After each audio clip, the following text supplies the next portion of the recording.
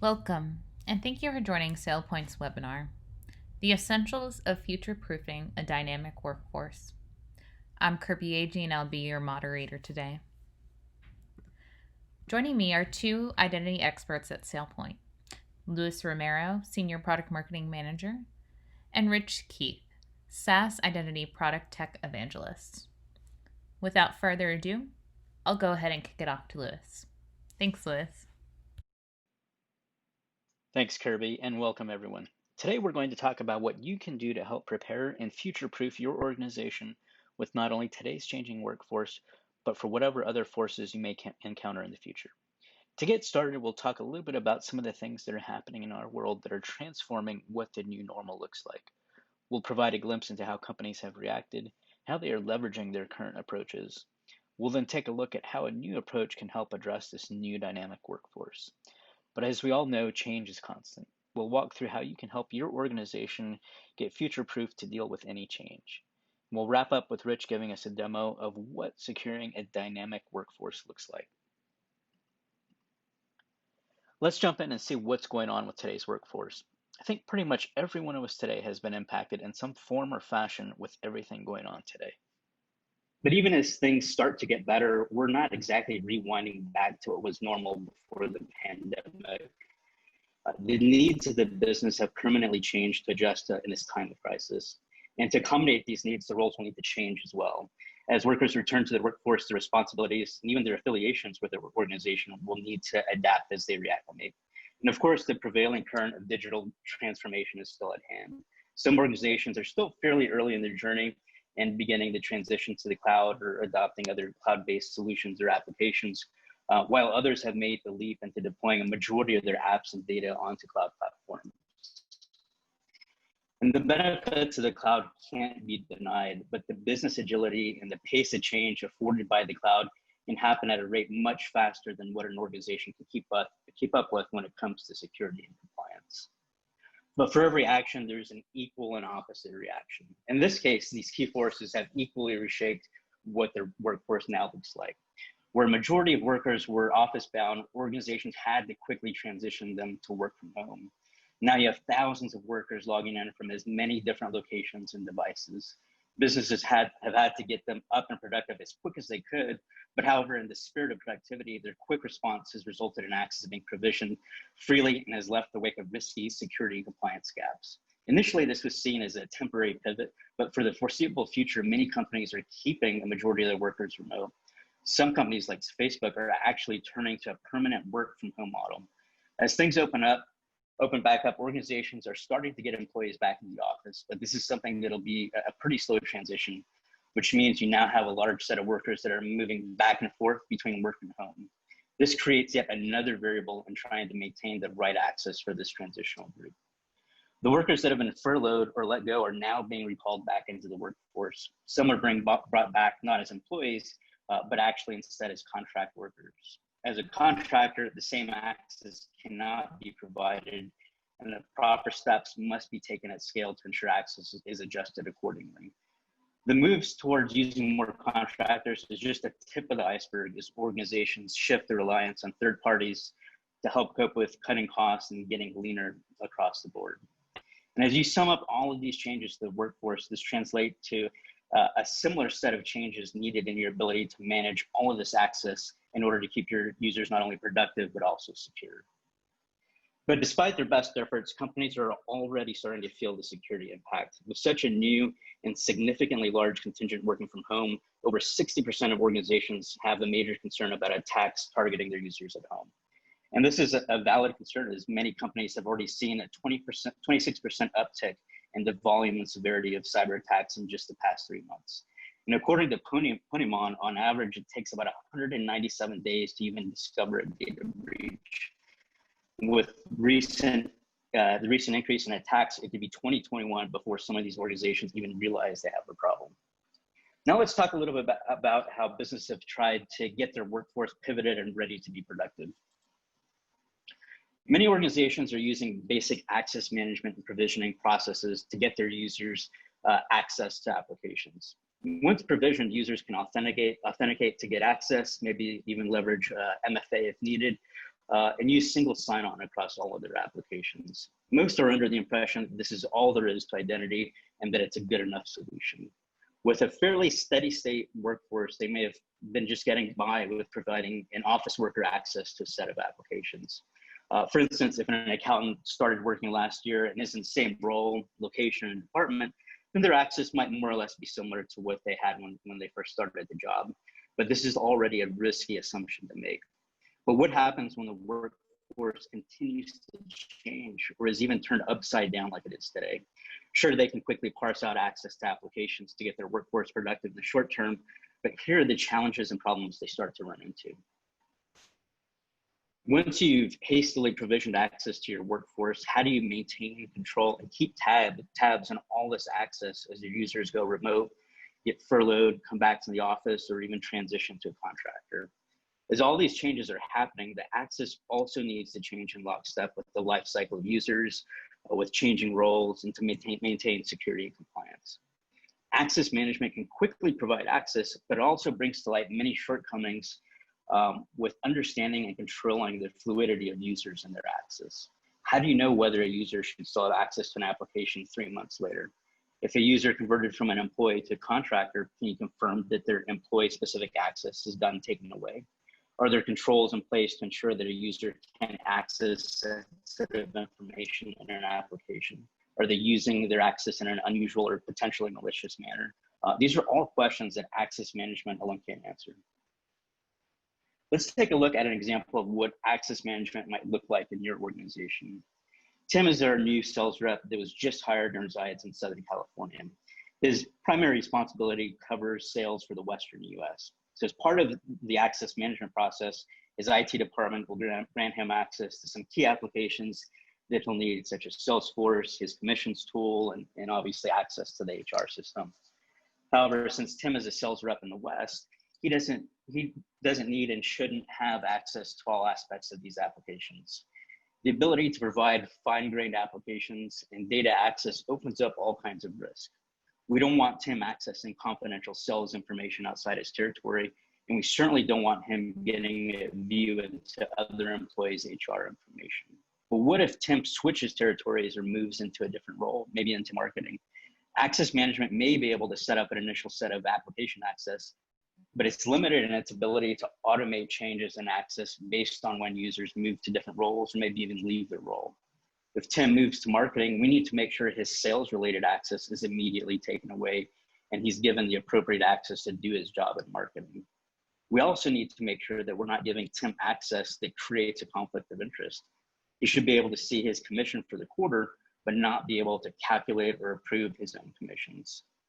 Access management can't prevent these potential toxic combinations of access. We also need a way to validate on an ongoing basis that the access Tim has is still the right access for his role. These recurring reviews of access is something that access management can't really provide. Additionally, should there be a need to report on who gave Tim access and when, there wouldn't be any audit trail to show. Lastly, if Tim needs additional access to other applications, he'll need to manually contact the help desk or submit an IT ticket and then wait for approval from someone who may not have a clear idea of whether he should even have this access. And keep in mind, this example was based on one employee. Now imagine the difficulty in relying on access management for an entire dynamic workforce. So we've walked through some of the limitations and risks by taking an access management focused approach. Let's see what else can be done here. And it all begins with answering these three critical questions: who currently has access, who should have access, and how is this access being used? In order to answer these questions, you need to start with and build a foundation of identity governance. This foundation acts much like the central nervous system. It'll give you visibility, understanding, and control of all your users and their access to their applications and data. And as your users join, move, or even leave the organization, this central nervous system will give you the intelligence to not only keep up with, but also secure your changing workforce and also ensure they have the right access to do their jobs. With identity governance, you'll get visibility to what your users have access to. How long should they have access? Are they on a new project for a week, or do they need access for the next few months while at home? Exactly what access did a user have on X date? Do I need to review their access? Is the access this person has an outlier to their peers? Does this access need to be flagged and removed because they're asking for access to something that no one on their team has? Does this access give access to critical sensitive information such as SOX or GDPR data? And does this access give my user access that creates a potential conflict of interest? You'll also understand the how of how someone got the access they had. Was it through automated provisioning that the system validated that the access was provisioned correctly? Or was it in fact completed on the target system? And is there even an audit trail tied to this validation?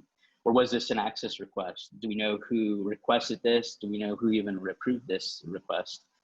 Is this something that was done through manual provisioning? Was it a ticket number through ServiceNow, for instance? And is there a way we can go back and validate that the access was in fact provisioned correctly? Or was this a native change where someone updated a user's access outside the typical governance process? If so, what action was taken, and did we notify the manager or whoever approved to revoke this change? You'll also be informed of whether access should even be kept. When was this access last certified? Was it within the last 3 months, the last year? Was this access change due to a lifecycle event, such as a transfer or transition to a contractor? Before the access was provisioned, did we approve the risk in an external GRC system, for instance? Do we need to check then an LMS or an external system to verify that a user passed training in order to get the access that they're requesting? And does the access fit within the most current access model for my workforce? So as we've mentioned so far, access management simply gets you in the front door to provide your users access to their applications and data. What happens afterwards is what is needed in order to future-proof your workforce. With identity governance, you can empower your users with things like self-service access requests so they can get the access they need when they need it. And with change new constant, access certifications make sure that access is appropriate for each of your users. And as your users move roles, you can automatically adjust and remove user access as these changes happen. And with separation of duties and audit trails, you can ensure that there are no toxic combinations of access and can quickly respond to auditors with the right reporting as well. And a comprehensive SaaS password management solution also makes it easy to secure access to apps no matter where they work, whether in the office or at home. Now let's go back to our example with Tim and see what's changed now that we have an identity governance approach. You can still use your access management solution, which we integrate with, to provide the initial application access. But now we take a much more granular approach to what Tim has access to. Now he has only access to the things that are pertinent to do his job as it relates to the Western US in his case. We don't have to worry about any access he shouldn't have or him being able to gain any conflicting access regarding his commission. And if he moves to a marketing role, the process is completely automated to remove his sales access, provide him with the new access that he needs. And if we need to report on his access for compliance, we can easily review his access and provide the appropriate audit trails as needed. So managing access to a single user like Tim is pretty easy, pretty straightforward, but it takes a comprehensive identity governance foundation to be able to do this at scale with hundreds of thousands of users, a constantly shifting workforce, and thousands of applications and systems and data repositories. Access management alone can't keep up, especially with a human-based approach, but through automation and an AI-driven strategy, you can be ready to support your workforce. So what steps can you take to build your identity governance program? So the first step is to get visibility to all your users and what they have access to. You can't protect what you can't see. Now, as your workforce changes, it'll be important that you have controls to adjust access in concert with your changing workforce. Just because your user has access doesn't mean it should be permanent. Make sure you have a recurring process to review this access. Your users need to be productive, so don't hold them up with manual access requests. Give them the self-service access so they can get what they need to do their job. And given the volume of users and applications and the constant change, you have to take an automated approach to governing access. There's really only so much a human-based approach can do. And this is where we get into predictive identity and being able to use an AI and machine learning driven approach. You're going to be able to anticipate user access needs. So as these workers and users transition roles and go into maybe new contractor roles, you're going to be able to anticipate the access they need. So as they make that transition, you're changing that access immediately.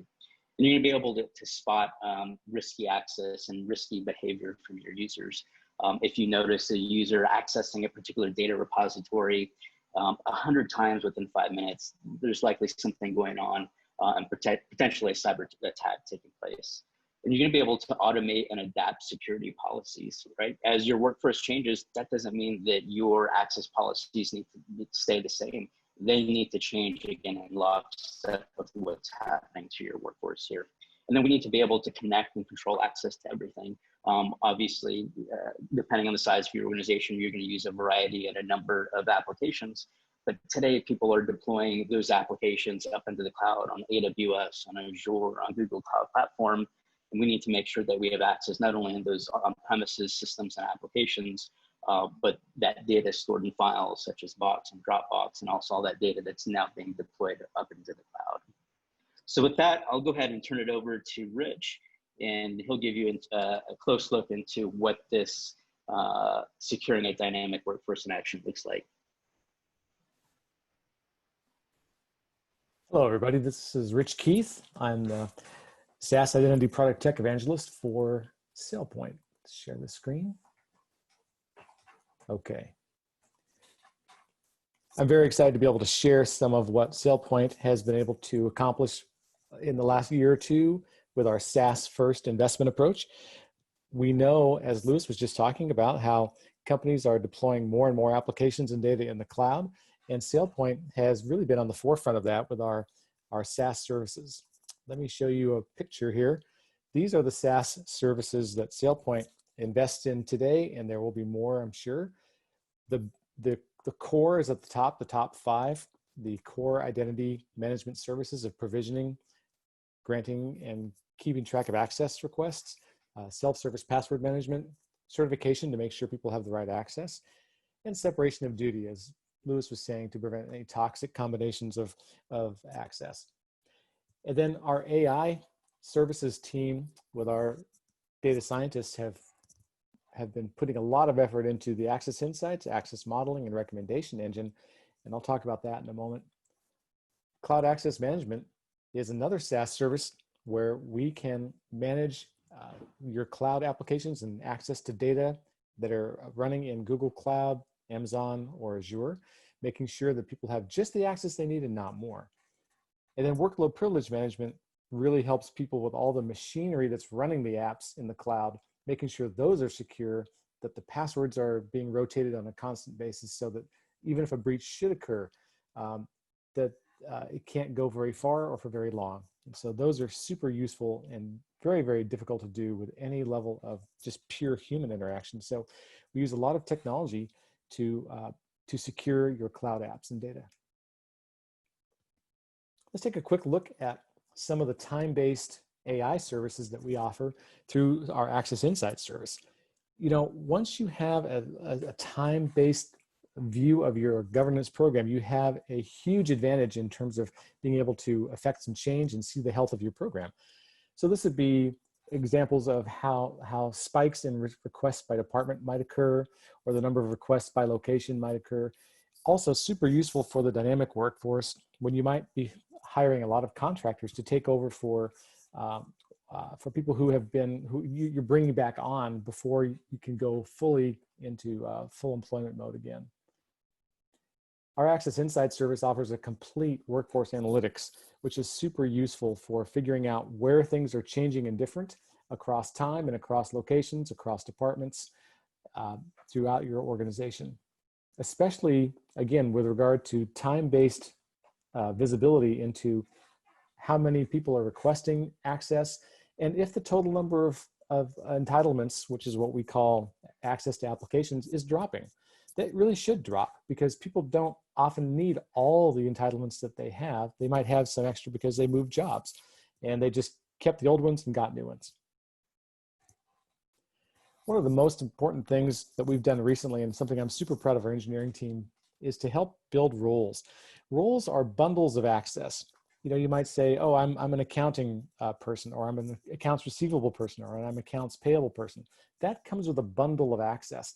And our role discovery service helps us use a combination of search and AI to build roles for your workforce. And it starts with kind of getting a big basket of people who are together by virtue of the strength of their entitlement relationships. In other words, how much do they do that's all the same? And then it will come up with some candidate roles to work on so that you can put this bundle of access together and create actual roles that you can maintain over time. Before AI, you had to go and interview a bunch of people, figure out what everybody did, put it all into a giant spreadsheet, hire consultants. Now AI does this for you. And one of the biggest things about AI that keeps people from using it is what I call the explainability problem. What is it doing? Why is it doing it that way? Well, to the extent that you can kind of raise the curtain and see what is this algorithm really doing, the better. And the better you'll accept it and the better you'll use it. So here we have an example where we can adjust how much the algorithm, let's just say, prunes the tree, for lack of a better word, how much it carves away the outliers to get to the real people who need to be inside this role. And this role granularity is a really nice, that didn't sound very good, did it? It is a useful tool that helps uncover some of the machinery underneath the algorithm. And once you get past that, you start looking at this frequency graph and you start seeing the frequency of the entitlements that people have, and you want to take the most frequently observed in this role, which would be probably like the top 2/3 of this graph, and make that into the candidate role. And these are also further winnowed down through some heuristics that we have found super efficient over many years of doing role management, including what departments people are in. And also, for today's dynamic workforce, location has become a very important part, because there are some locations that decide that the business decides this is where we want to hire all of our contractors. So we want to find out where these people are, put those into the same role, make sure they have just the access that they need and no more. So our role discovery process ultimately gets you down to some roles that you can implement into your governance system. And then over time, you can maintain those roles. And our AI machinery in the next few months here will be suggesting how to keep maintaining those roles over time, because that was another manual process that no longer has to happen. Another part of our AI services is recommendations on having the right access. Here's an example. If you look over here on the far right-hand side, there's a blue thumbs down. This access is not recommended. Why? Again, we solve the explainability problem, and we show that which heuristics made a big difference to why this person should not have this access. Now, the manager can still approve or revoke that access, but this will be in the audit trail, and you'll know that there were at least some mathematical reasons why this was a thumbs down. Similarly, thumbs up. If this person has, most of all the people in their peer group have this access, and they all have the same manager and the same location, that's a pretty strong thumbs up that this person should keep that access. So these recommendations are very useful, and they help managers get through the certification process much more quickly and with a lot more confidence. Moving on to non-employee lifecycle management. This is the latest feature that we have introduced for Identity Now. And this helps you create and manage non-employee identities, or people who may not be FTEs, full-time equivalent. And particularly, it's for any worker who's part of the organization that's not native to an HR authoritative source, as we call it. In other words, something that really manages all the HR in your world, like say Workday would be an example. Now here's an example of the way the screen looks today. You have a new tile here called Manage Non-Employees. And you can see that there might be several different groups that are being pulled into a non-employee special projects, retail, seasonal. Could be a big sale if you're a retailer. It could be some auditors coming in, something like that. And we can now create accounts directly from the interface. In other words, you don't have to have Workday running These are the non employees that you're bringing in yourself. So now we can create accounts, and we can have the standard things you would expect, including start and end date. If you look down here at the bottom, start and end date, that's not a normal thing for an employee, but it's super useful for a non-employee who may have a contract.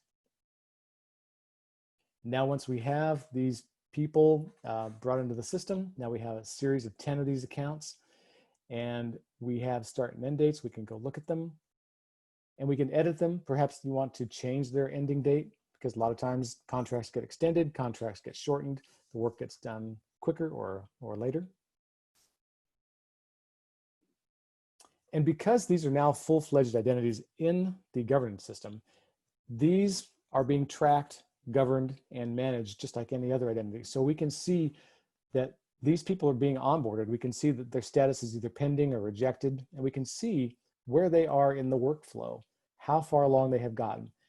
And managers need this information. Managers have to know, all right, I asked for this contractor to come on, yesterday. Where are they in the workflow?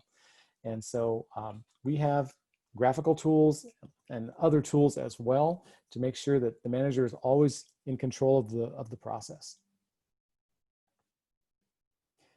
Then when it finally comes down to the manager approval, then we have cards. These are called just approval cards, and they're sorted by date, and we can sort them by new non-employee identity. We can approve or deny those. And this is another way that the manager sees exactly what's happening, and then they become ready to go to work and start to receive the access that they need. Now, what access do they need? I want to change gears a little bit and talk about a new feature that we have in our SaaS services, which is certification scheduling. This has a lot of different benefits. Let's talk about what certifications are just briefly. A certification is what a manager does to, on some regular basis, hopefully regular basis, they verify that the people in their group, their direct reports, have and deserve the access that they currently have. So it's a validation or verification. And many times, like let's say you have a lot of direct reports, it's a big deal. You might have people working on different projects, and you have all these different systems that you have to say, gee, does that person really need access to that? I don't even know what that is. Well, so what we've done is we've been able to, over time, through AI, number one, with the recommendations, and also now through certification scheduling, we've been able to reduce that large effort into smaller efforts. I like to call them micro certifications. So here we can schedule a certification for a manager on a recurring basis through the end of the year. And it's going to be quarterly, and it's going to be 9 o'clock in the morning. And so this manager is going to receive a micro certification once a quarter at 9 o'clock in the morning on the first of the month. And that is going to take this large amount of work and start to break it up into smaller pieces. And it's going to just become part of the manager's day. And the manager's going to say, oh, yeah. This is the first of the month in January. I just need to certify my accounts payable people. It's small. It works because it helps people see kind of like more of a micro view. It creates less work as a big bundle, and it makes the system more secure over time because you're doing these all the time and you're always thinking about it.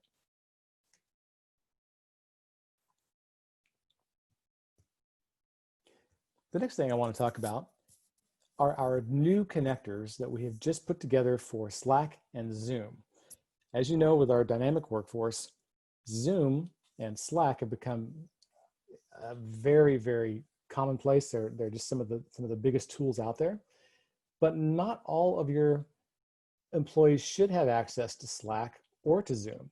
In other words, if you have non-full-time employees or contract workers, are they supposed to be on corporate webinars? Are they supposed to be on all hands meetings and other types of meetings like that? No, perhaps not.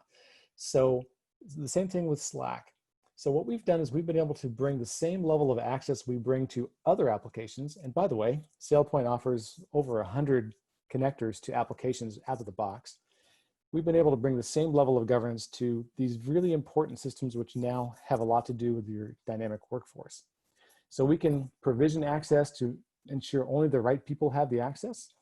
And we can we're leveraging this standard called SCIM2, which means that we're going to be able to make this even stronger as time goes by, because others can also connect to this.